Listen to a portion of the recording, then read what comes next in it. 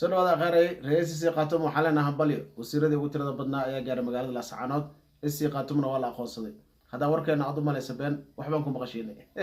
مركوا علينا قاتم همبليو أقون سجود وهلا دولة فدرال الصومالينا وعنوا همبلينا أقون سجود قاتم أقون صدين أردت سوى فلقين دونا dagaalka elitari Ethiopia u dhaxeeyna waa falqayn doona Abdullah al-Burhani oo asagana afwar kishiis la galay oo markaasi ka dhana Ethiopia iyo dacmo sariic ayadana falqayn doona waxaan kala falqayn doona labada xisbiga ONLF oo laba u kala jabay isla markaana wali hada la soo tuturayo meesha wax ku dambeeyana oo soo qaadan doona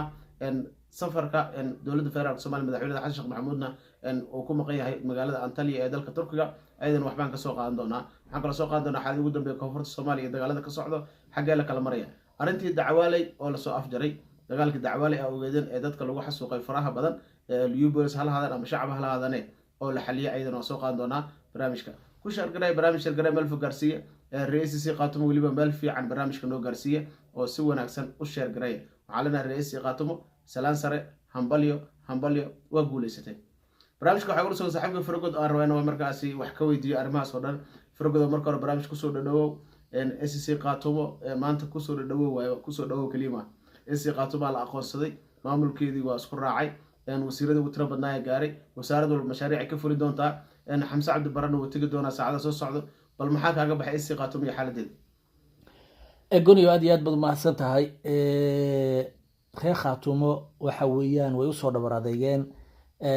kaadidoodu soo cabeen waxaa dhihi jiray kaadidanadan usoo cabin Axmed Madow baa dhihi jiray reer qaatumo kaadidoodii usoo cabeen bil xaqiiqatan wayna mudan yihiin in la aqoonsado muddo dheer bay xaqoodii iyo xuquuqdoodii raadinayeen waxaa tagay wasiiradii ugu faraha badnaa waxaa tagay mas'uuliyiin baa tagay waxaa tagay wariyaashii ugu faraha badnaa diyaaradii shanaad baa maanta ka degtay magaalada Laascaanood ee gobolka Sool waa diyaaradii shanaad ee wafdi kala duwan wada xildhibaanada shan maalmood isku xigta waxa iska daba socdaanba xildhibaanada tagay waxaa tagay wariyaal baa tagay fanaaniin baa tagay meesha yacni waxa ka socda wax la aamin kara ma aha magaalada Laascaanood dadkii waa qaadi laadaaba tirada ka badan dadkiina way qaadi laadahay hudheeladiina waxa weeyaan way wada buuxsameen mid kale حتى وحال جي يدا وحبارة لجي أو أركي هي اللي جلسوا ديارة أو كوا وحورية هو حبارة هذا عادي ملاك شقين جري حتى ولا جي مركا وحن لجينين ماشي ميالان تاسي مروح نركه هي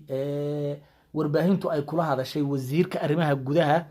ee dalka Soomaaliya ama dawladda federaalka Soomaaliya Cali Xoosh oo wax laga weydiyo lagu ma aqoonsanaysaan waanu aqoonsanaynaa wayna aqoonsantahay wax aqoonsi ah ma u baahnaba way aqoonsantahay lagu dhawaaqaya mid labaad meeshan awal hore waxaan idhi SSC qaatumo de qabaa'ilka geesaha ka jira Puntland inkastoo ay muddo dheer soo jirtay qoladan kalena waa uun maartay magaciisiga iyagana waa uun qabiil way marka qolo walba maadaama nidaam iyo system iyagu ay hagaajisteen te qoladan sabab loogu maartay ma jirto sabab loogu dagaalamaa ma jirtaba de ha hagaajisteen isagaba kaasoo Soomaaliland jamhuuriyad bayba iyagu gaarsiiyeen bay hagaajisteenba marka in la isu shaaliqiyo la isu dawladeeyo horta waa khaladba hadii jamhuuriyad kaliya la wada dhisanayo maamulada laga wada tagayna waa sax لكن أن كود ولدي وهكذا الجمهورية بركيسنا يجي كان شرادة ورد برنامج كذا برنامج خلدان ويا برنامج كانوا حد مدونه هذا السوق بجابوه مي حارضوا مال في عم بيمارسها رجل جراح دلك الصومالي حمزة عبد البرهان بال ذهبه وكجلي جبيه هم بمجرنا يساي تاريخ دلك الصومالية وحبة بادية كروجي دلك الصومالية من مدى أمد الصومالية بسوق هاي قلنا محن كلها هاي إساقنا محن ليه هاي ده كم من نقطة معمولات دلك الصومالية كم من نقطة وحوي هدي به كوسه ما قولي ولا لين وحلا عنا ولا لين وحلا عنا